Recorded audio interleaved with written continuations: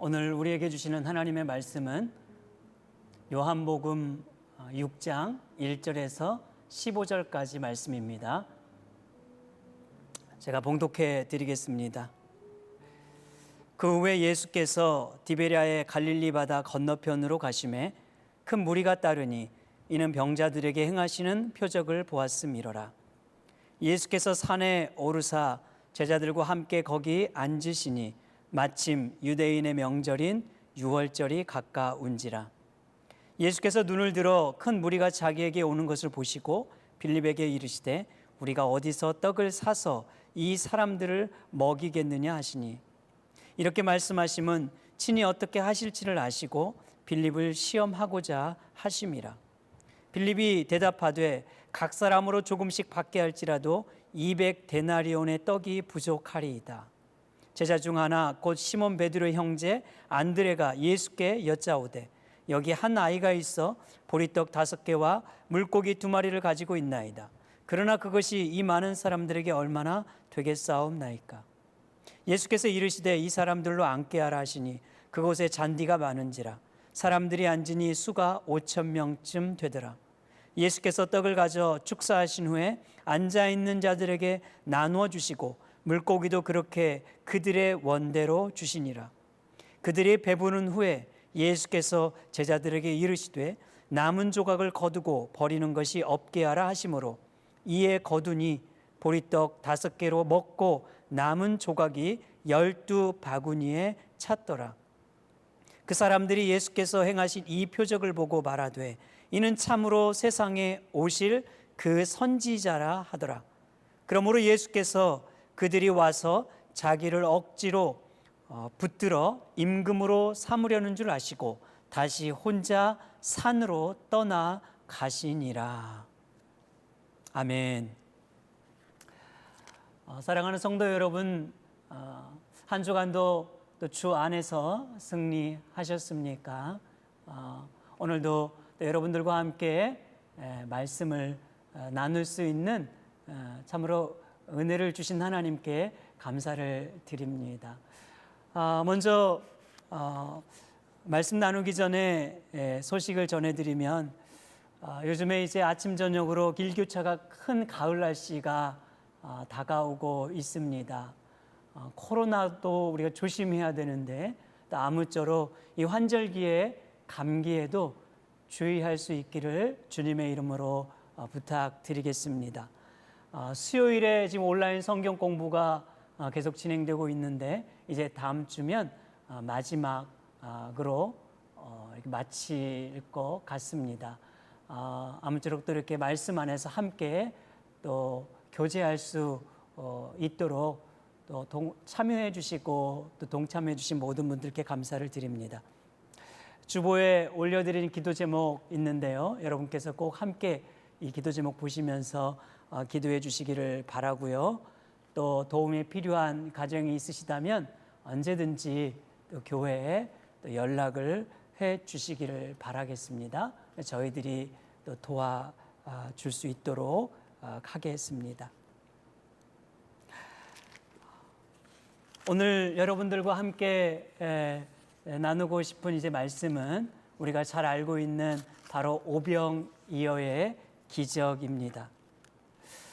오늘 본문은 예수님께서 행하신 4번째 표적이지요. 성경의 이 사복음서를 보면 유일하게 이 사복음서 전체에 기록되고 있는 것이 오병이어입니다. 마태, 마가, 누가, 요한은 이 오병이어 사건을 기록하면서 조금 차이가 나기는 하지만 그래도 이 사건을 모두 다 기록하고 있다는 점에서 매우 중요하게 다루고 있음을 우리가 알 수 있습니다. 일반적으로 오병이어의 사건을 어떻게 여러분 생각합니까? 예수님께서 떡 5개와 물고기 2마리를 통해서 정말 엄청난 숫자를 먹여주시는 기적을 베풀어 주셨듯이 우리가 먹을 것이 없을 때 기도하면 주님께서 배로 부풀려 주시고, 또 어려울 때 주님 또 의지하면 모든 것 다 만사형통하게 하시고, 또 부족하지만 없는 물질이라도 주님께 헌신하면 대박나도록 우리의 삶에 축복해 주신다, 이렇게 생각하는 경향이 많이 있는 것 같습니다. 그러나 이러한 것들은 오병이어를 통해 말씀하시고자 하는 궁극적인 메시지라고 말할 수 없을 것입니다. 자, 그런 면에서 저는 오늘 본문을 중심으로 주님께서 이 오병이어를 통해서 좀 말씀하시고 하는 바가 무엇인지를 여러분들과 함께 살펴보고자 하는 것입니다. 여러분, 오늘 6장 1절 말씀을 한번 보실까요? 그 후에 예수께서 디베랴의 갈릴리 바다 건너편으로 가시매. 아멘. 이 그 후에라는 단어에서 보듯이 이 본문 앞에 있는 내용과 이 오늘 말씀이 연관성이 있다는 것을 우리가 알 수 있지요. 그런데 요한은 요한복음 5장과 6장 사이에 있는 내용을 많이 생략을 하고 있기 때문에 무슨 이야기를 하고 있는지 정확하게 알 수 없는데요. 그 외에 마태 그리고 마가, 누가는 바로 이 전에 있었던 사건이 무엇인지를 매우 구체적으로 우리에게 밝혀주고 있습니다. 마태는 마태복음 14장에서 예수님보다 6개월 먼저 이 땅에 보내심을 받은, 그리고 주님의 길을 예비했던 세례 요한의 죽음을 기록해주고 있습니다. 마가는 마가복음 6장에 보면 이제 예수님께서 제자들을 둘씩 짝지어 이제 이 전도를 하기 위해 보내죠. 그들이 복음을 전할 때 귀신이 쫓겨나가고 병든 자가 고침받는 놀라운 그런 기적을 경험하게 되었습니다. 이것을 지켜보았던 사람들이 생각하는 거예요. 아니, 저들이 저런 능력을 행했다면 저의 스승 예수는 도대체 어떤 사람인가 하면서 말하기를, 어떤 이는 구약의 엘리야 선지자라, 아니면 옛 선지자 중에 하나 정도일 것이라고 그렇게 생각하는 내용을 기록하고 있습니다. 누가는 누가복음 9장에 보면 이 세례 요한을 죽인 헤롯 안티파스에게 초점을 맞추어 기록하고 있는데요. 이 헤롯이 바로 세례 요한을 목베어 죽인 인물 아닙니까? 그런데 제자들이 이렇게 행한 능력을 그도 들으면서 이런 생각을 하게 된 거죠. 아니, 그 죽은 세례 요한이 다시 살아난 건가? 도대체 그들이 따르는 예수는 누구인가? 이 사람은 누구인가? 라는 고민을 기록해 주고 있다는 것을 알 수 있습니다. 복음서에서 말하고 있는 이 한 가지 공통점이 있어요. 그것은 다 주님이 누구이신지를 여전히 알지 못하고 있다는 것입니다. 오늘 요한복음에서도요, 바로 앞에 요한은 요한복음 5장 38절에서 이렇게 말하고 있습니다. 그 말씀이 너희 속에 거하지 아니하니 이는 그가 보내신 이를 믿지 아니함이라. 아멘. 믿지 아니하였다고 말하죠. 40절에 보면은 그들이 내게 오기를, 주님께 오기를 원치 아니하였다고 그렇게 말하고 있어요. 그러니까 이 사복음서에서 오병이어 사건 이전의 모든 내용을 우리가 종합해 보면 이런 말입니다. 여전히 사람들은 예수님께서 행하신 놀라운 그 기적을 보고도 주님이 누구이신지를 알지 못하였고 믿지 아니하였다고 그렇게 말하고 있는 것이에요. 자, 이런 배경 속에서 오늘 이제 오병이어의 이 내용이 이어지고 있는 것입니다. 오늘 여러분 2절 말씀 보세요. 6장 2절에 보면 큰 무리가 따르니 이는 병자들에게 행하시는 표적을 보았음이로라. 아멘. 자, 큰 무리들이 따랐다고 말하죠. 20세 이상 성인 남성만 보았을 때 약 5천 명이 모였다고 했으니까 이 카운트에 들어가지 않은 여성이나 아이들 또 나이 많은 분들까지 포함하면 적어도 15,000명 이상 이곳에 모여 있을 것으로 추정합니다. 참으로 엄청난 인파가 예수님께 몰려와 있는 것이에요. 그들이 무엇을 위해 왔다고 말하고 있습니까? 2절에 보면 분명히 말하기를 표적을 보고 왔다고 말하고 있어요. 귀신을 쫓아내시고 각종 병자를 고치시고 걷지 못한 자를 걷게 하셨던 이 놀라운 기적을 보고 그 많은 사람들이 바로 예수님께 몰려왔던 것입니다. 오늘 이 본문 14절에도 보면은요, 동일하게 이렇게 말하죠. 사람들이 예수께서 행하신 이 표적을 보고, 오병이어의 표적을 보고, 표적을 보았죠. 그리고 15절에 보면은 예수를 억지로 붙들어서 그들이 임금 삼으려 했다고 그렇게 기록하고 있습니다.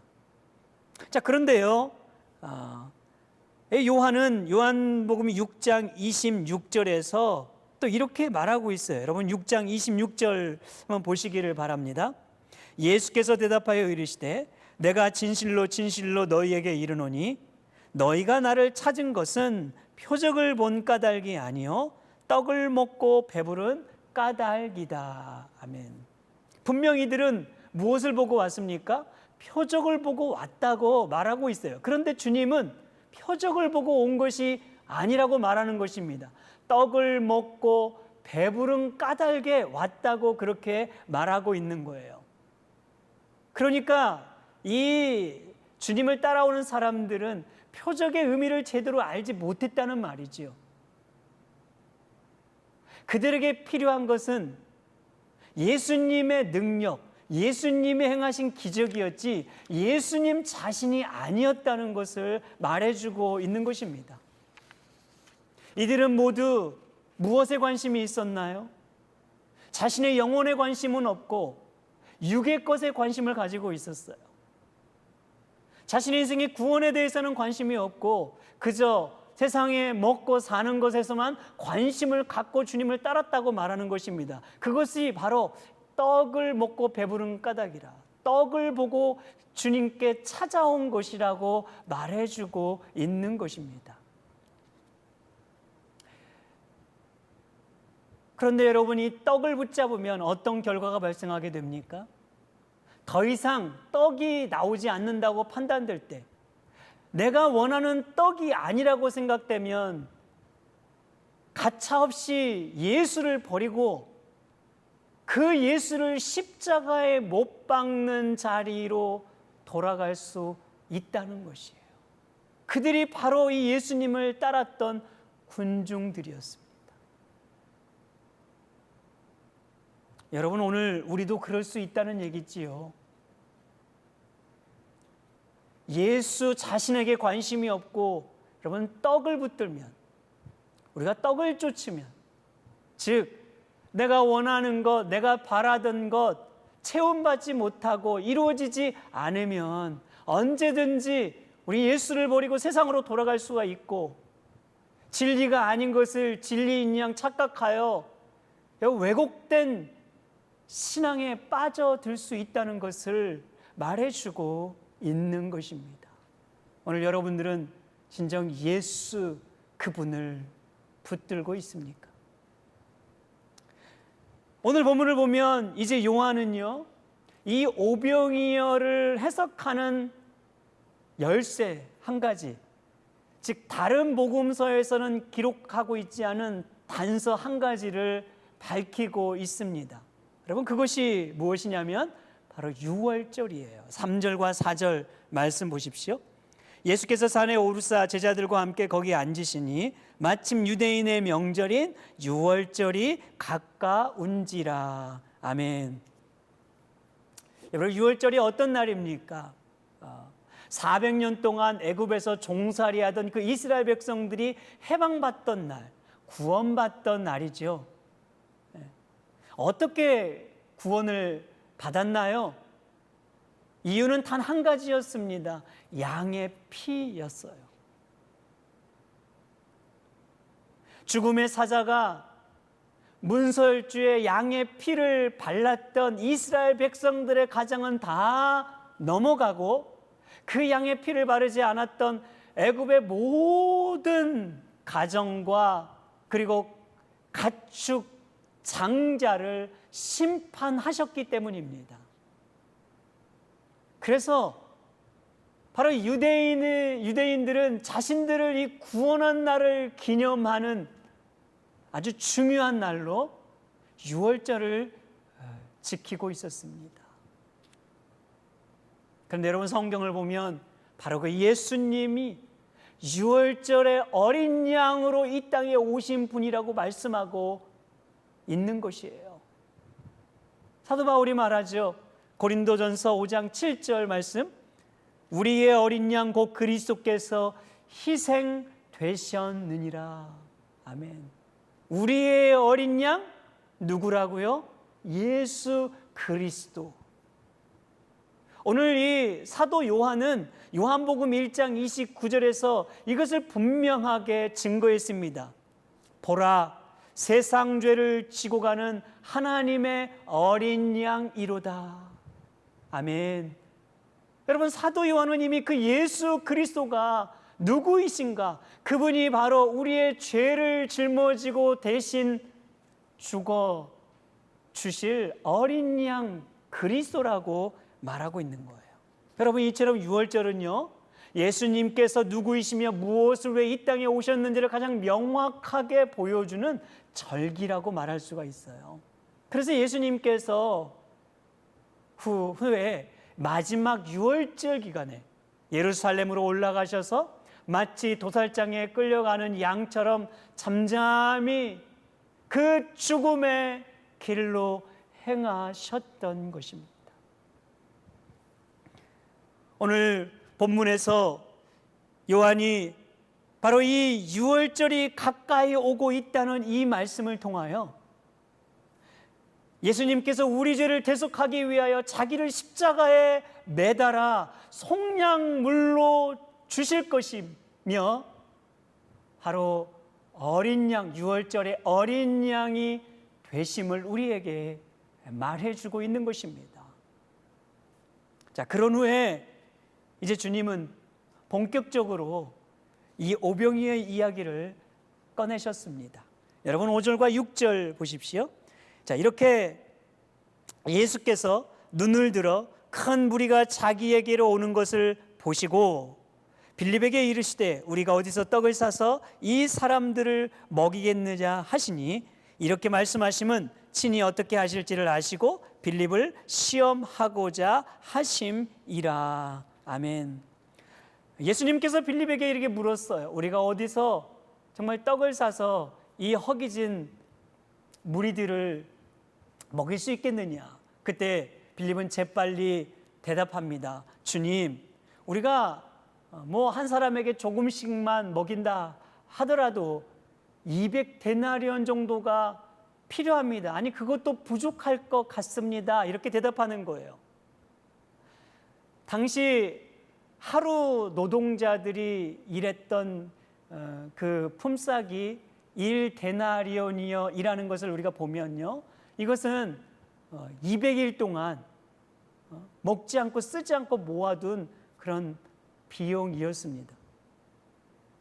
오늘날로 환산해 보면 하루 우리가 일당을 약 100불이라고 하면요, 6개월 동안 쓰지 않고 모아둔 약 2만 불 정도 가량 되는 비용이라고 말할 수 있어요. 아주 굉장히 큰 돈이죠. 어마어마한 돈 아닙니까? 그런데 지금 여러분이 군중들, 무리들이 어디에 있어요? 지금 빈들에 있지요. 마을에 있는 것이 아니에요. 이곳에 무슨 음식점이 있는 것도 아니에요. 광야에 있는 것입니다. 그러니까 무슨 수로 이 정도의 이 인원을 먹일 수가 있겠어요. 그러니까 빌립이 지금 말하는 것이죠. 주님, 지금 이게 말이 됩니까? 이것은 가능한 일이 아닙니다. 불가능하다는 것을 지금 말하고 있는 겁니다. 이처럼 여러분, 빌립은 계산이 아주 빨랐어요. 그러면서도 매우 현실적이었고요. 아주 합리적인 사람이었습니다. 그런데 빌립이 놓치고 있는 한 가지가 있었지요. 그것이 바로 믿음의 영역이었어요. 교회 안에서도요, 계산의 눈이 밝은 사람들이 있는 것 같아요. 그래서 무슨 일을 하려고 하면 이것이 얼마나 드는지, 아니면 혹 손해는 나는지 계산에 빠르고 합리적인 것을 따지는 분들이 있어요. 그러다 보면 일이 제대로 진척되지 않을 때도 있기 마련이지요. 여러분, 아닙니다. 주의 일은 합리성을 따져서 하는 것이 아니라 믿음으로 하는 것이에요. 교회는 항상 손해보게 되어 있어요.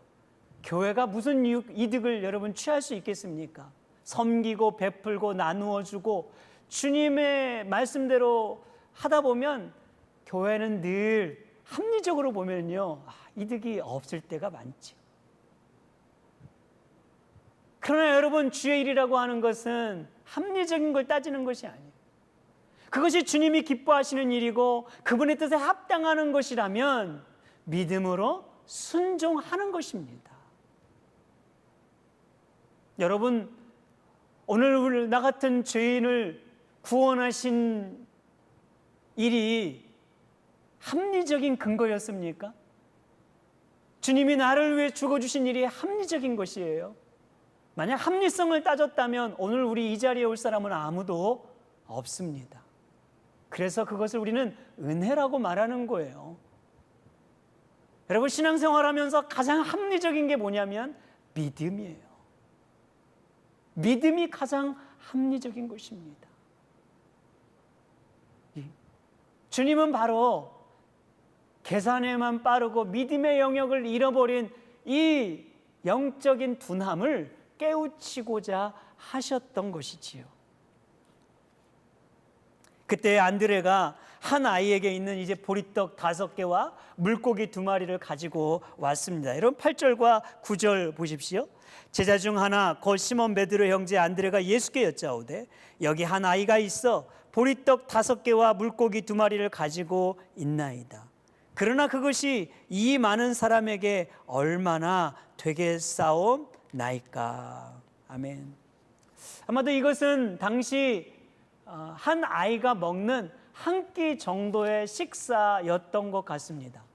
이 보리떡이라는 이 단어를 의미를 찾아보면은요, 당시 서민들이 먹는 주식이었다고 해요. 그런데 밀로 만든 빵보다도 더 값싸고 사람들이 정말 볼품없게 여겼던, 천하게 여겼던 그런 빵이었다고 말합니다. 물고기 또한 한 아이가 먹을 정도로의 작은, 큰 물고기가 아니에요. 작은 물고기의 양의 생선을 의미하고 있는 것입니다.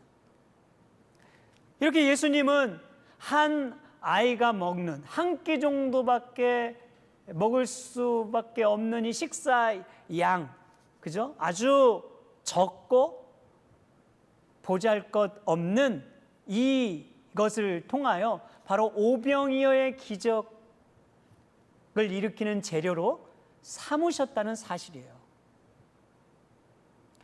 여러분, 생각해 보십시오.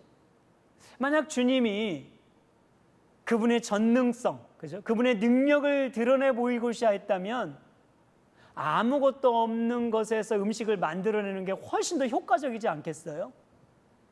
마치 무에서 유를 창조해내듯이 그냥 그 아무것도 없는 빈들에서 짠 하고 음식을 만들어서 먹였다면 그냥 훨씬 더 확실한 방법이었을 것입니다.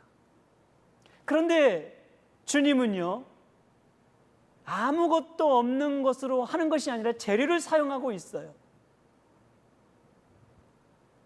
이것은 단지 주님의 능력이 어떤 분이신지를 말하고 있는 것이 아니라 이 오병이어, 즉 떡 5개와 물고기 2마리를 통해서 주님이 일하시는 원리가 무엇인지를 알려주시고자 하셨던 것이에요.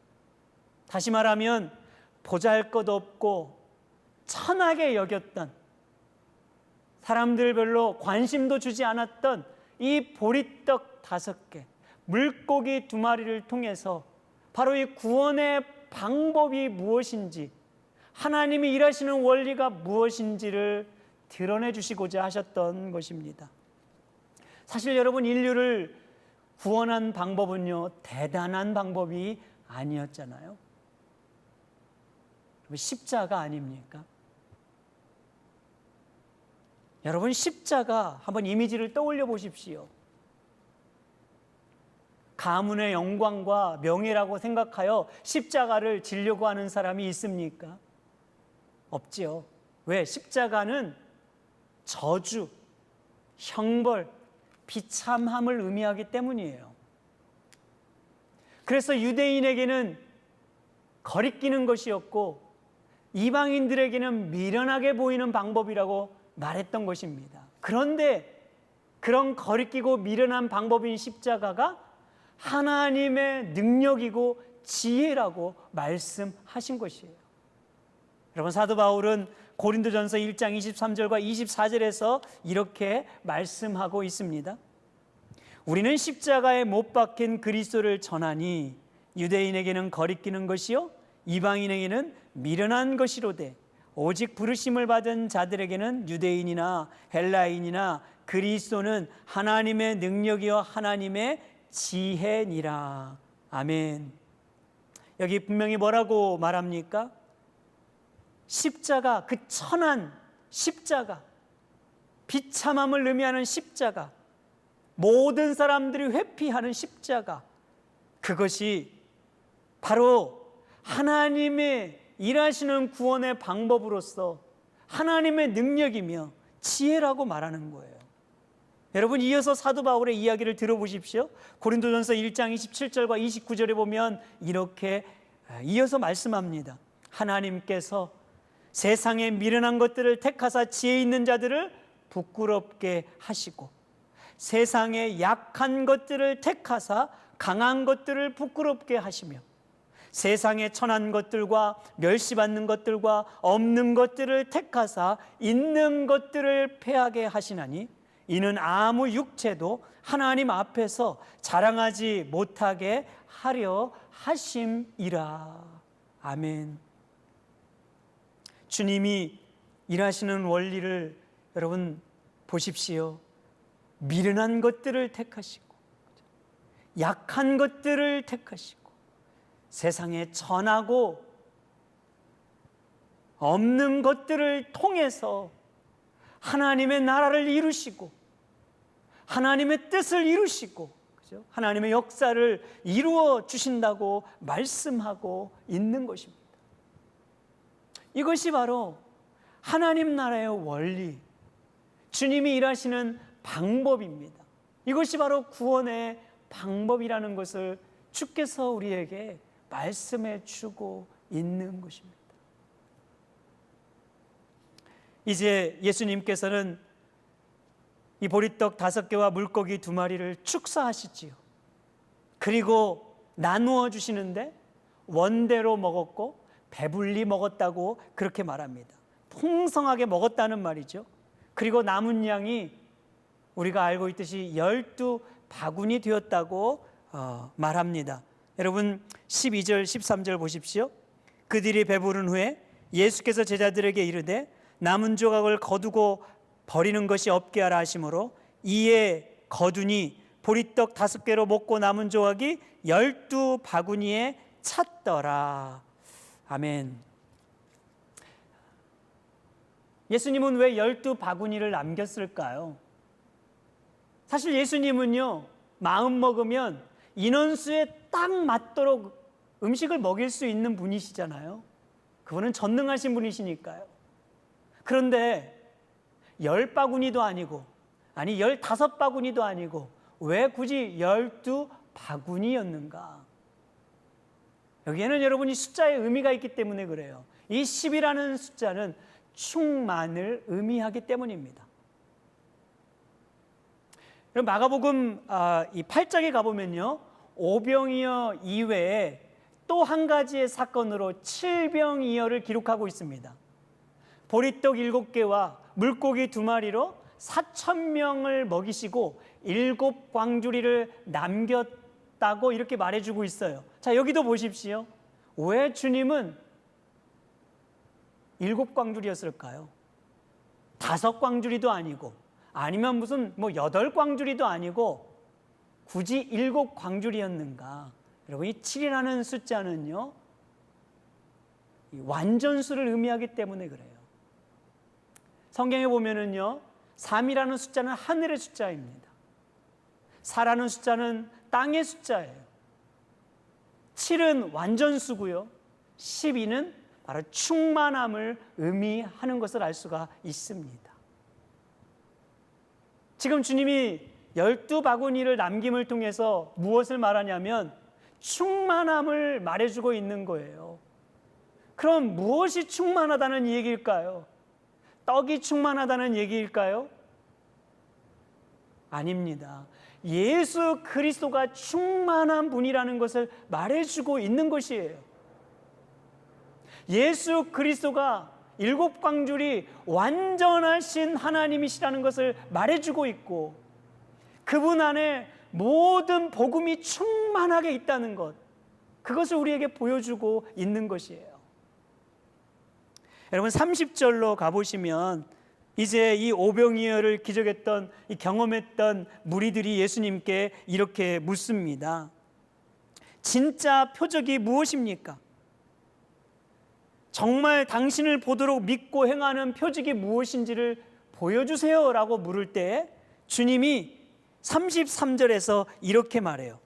하나님의 떡은 하늘에서 내려 세상에 생명을 주는 것이니라. 자, 그러면서 35절 말씀입니다.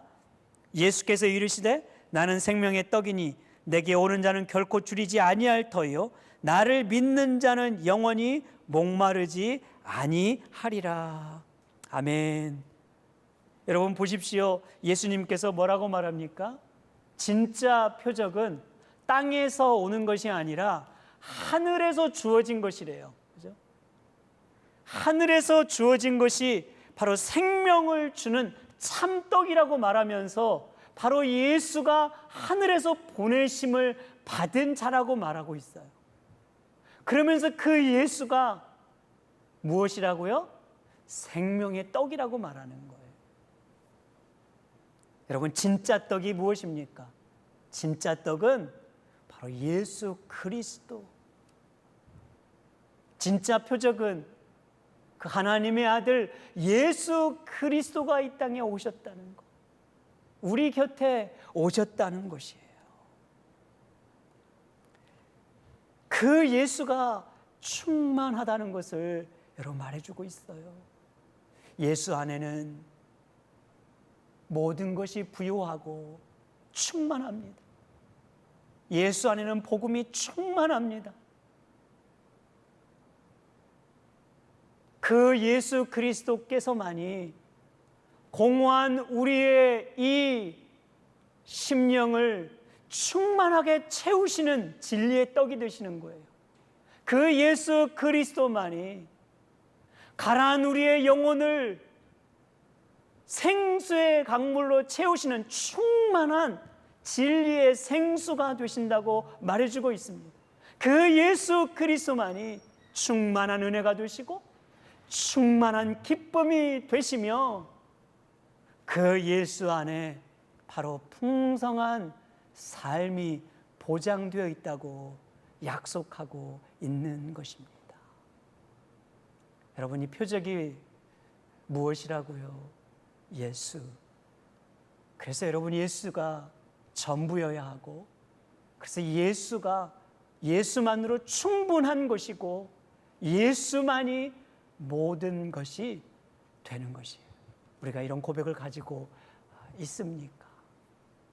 오늘 여러분들은 떡을 쫓아가십니까? 아니면 예수를 쫓아가고 있으십니까?